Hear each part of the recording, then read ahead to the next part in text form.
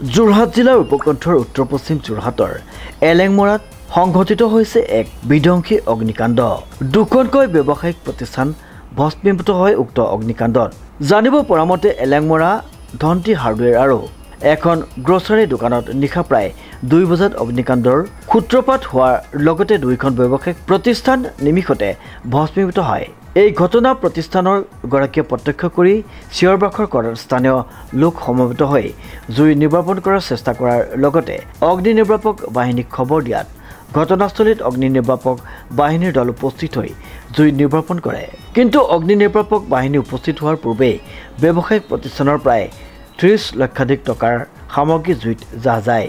ইফালে ব্যৱসায়িক প্ৰতিষ্ঠান দুখনৰ নগদ ধনো জুইত ছাই হৈ যোৱা বুলি জানিবলৈ দিছে। শ্বৰ্ট চাৰ্কিটৰ ফলতেই উক্ত অগ্নিকাণ্ড সংঘটিত হোৱাৰ সন্দেহ কৰা হৈছে যদিও ঘটনাৰ সন্দৰ্ভত পুলিবৰ আৰক্ষী থানাত ব্যৱসায়িক প্ৰতিষ্ঠানৰ গৰাকীয়ে উচিত তদন্ত বিচাৰি এজাহাৰ দাখিল কৰিছে।